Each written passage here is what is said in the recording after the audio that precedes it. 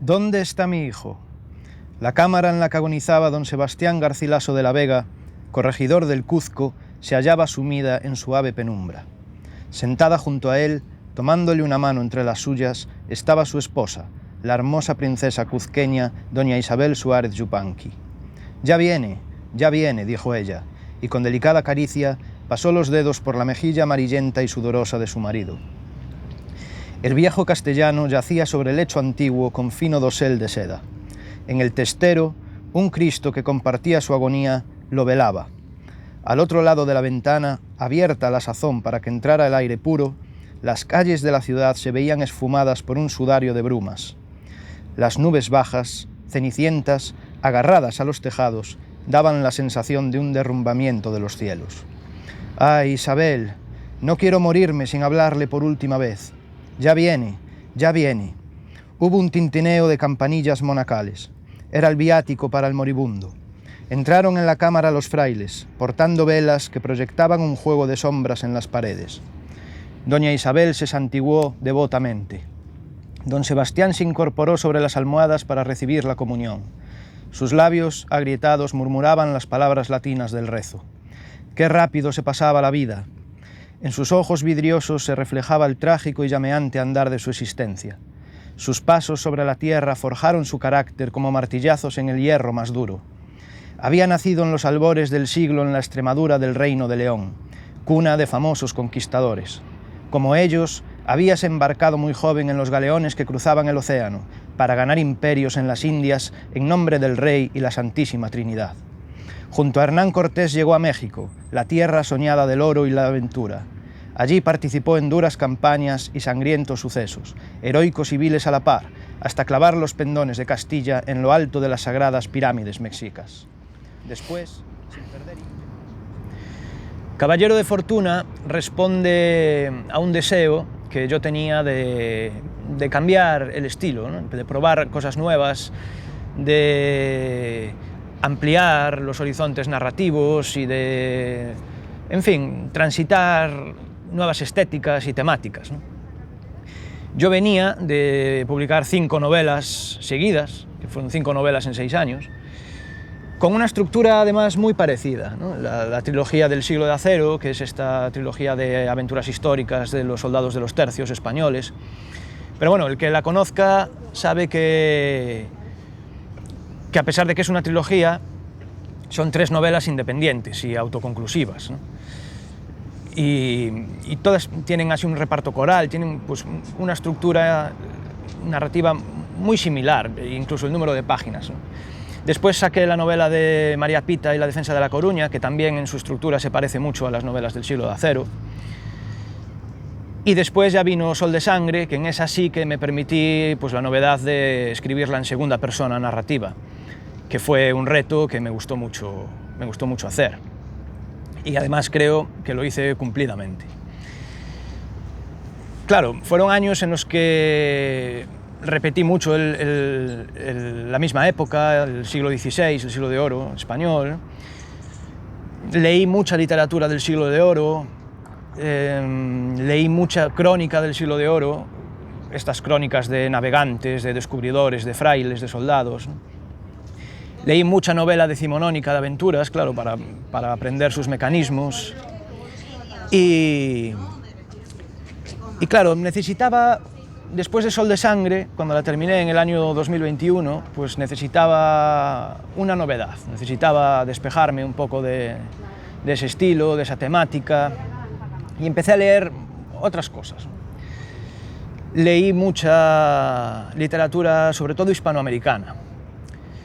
Yo hasta ese momento había leído algo, pero no me había metido en ella con profundidad. Había leído Gabriel García Márquez, ¿no? como casi todo el mundo, y también un autor que me influyó mucho, que me encanta, que es Manuel Mujica Laínez, con sus obras como Bomarzo o Don Galaz de Buenos Aires, ¿no? Obras buenísimas. Y yo empecé a leer pues, a Rubén Darío, a Alejo Carpentier, a Leopoldo Lugones, a Arturo Uslar Pietri, también uno que fue un descubrimiento maravilloso para mí, que es Horacio Quiroga. Y todos ellos, además, han sido magníficos cuentistas, ¿no? Han transitado con una gran maestría el formato del cuento, del relato breve. Entonces yo empecé a leer mucho de esto y creo que realmente, hasta que no me metí en profundidad con la literatura hispanoamericana, yo había leído mucha literatura española, pero hasta que leí la hispanoamericana no me di cuenta realmente de la magnitud, de la grandeza de la literatura escrita en español, ¿no? Y por esos días, claro, para ejercitar la pluma, no podía dejar de escribir, pues escribí algún relato corto para mis redes sociales, escribí también un relato que me pidieron para la revista La Gatera de la Villa, de Madrid. Entonces ahí se me encendió una chispa y dije, pues aquí puede estar tu próximo libro, Héctor, aquí puede estar. Y entonces decidí hacer una recopilación de relatos, de cuentos. Y así nació Caballeros de Fortuna. Recogí algunos de los que ya había escrito, algunas ideas que ya tenía las desarrollé, escribí cuentos nuevos y además fue el libro que tuve mayor libertad, porque creo que el formato del cuento da mucha más libertad. Al final, con una novela, pues uno queda esclavo de la propia novela, de su trama y de sus propios personajes. No puedes salirte del marco que tiene la novela, porque si no te sale una mala novela, ¿no? Y el cuento, a pesar de que, esto es una paradoja, es curioso, porque a pesar de que el marco del cuento es más pequeño que el de la novela, te da mayor libertad creativa, al menos en mi caso es lo que yo creo. Y bueno, me ha salido un libro muy variado. Los relatos, el único punto que tienen en común es que son históricos, pero son relatos completamente independientes, no tienen ninguna relación entre sí, tienen diferentes temáticas.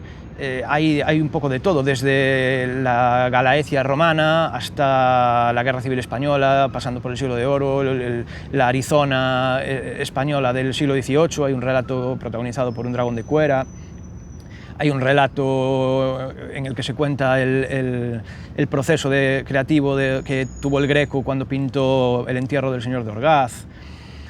Hay relatos de navegantes, de marinos, de conquistadores, que tienen más que ver con la temática que yo había escrito anteriormente, pero bueno, también hay la simple descripción de una estampa navideña, como es una adoración de los Reyes Magos, y hasta ahí la historia de una casa contada en primera persona por la propia casa. Entonces, por eso digo que es un libro en el que tuve mayor libertad y me ha gustado muchísimo.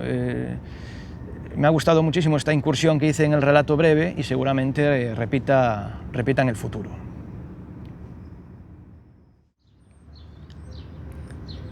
Hay en Ferrol un mesón de nombre Meirás que suelo frecuentar a menudo. Es un lugar puro y tradicional, famoso por sus mencías de la Ribeira Sacra y sus tapas de cocina gallega. Y he de confesar que gusto, sobre todo, de ir en invierno, cuando el ambiente de la taberna envuelve a uno tan cariñosamente y el frío y las penas quedan fuera en cuanto se traspasa el umbral y se siente el calor de los fogones, así como el olor del vino que rebosa en las cuncas. El caso es que hay, colgado en una de las paredes del Meirás, un cuadro frente al que siempre me detengo. Hecho a carboncillo, ilustra el busto de un viejo marinero, rasgos duros enmarcados en crespa melena y barba, gorra de lona ligeramente ladeada, pipa humeante apretada entre los labios. Tras él, apenas esbozadas con rápidos trazos, unas gaviotas alzan el vuelo sobre el airón de una palmera. Desde que lo vi por vez primera he sentido ganas de escribir la historia de este viejo lobo de mar. Lo he imaginado protagonista de muchas estampas. Inevitablemente, la silueta de esa palmera que asoma tras él me ha llevado a situarlo en alguna playa remota de Cuba o el Brasil, donde remedia sus melancolías con los tragos de una botella de ron y los muslos broncíneos de una mulata, bajo el vértigo de la noche tropical. Más tarde, o más pronto, siendo él más joven, también lo situé en los brumosos docks de Nueva York, enormes de grúas y transatlánticos, vapuleado por largas jornadas de estiva y arrojado a noches de borrachera y cristales rotos, recorriendo bares de mala muerte y metiéndose en peleas con rubicundos marineros que hablan inglés. Lo he visto en sus días de asueto, acaso en Marsella o Buenos Aires, paseando lentamente por parques soleados o asomado a la ventana.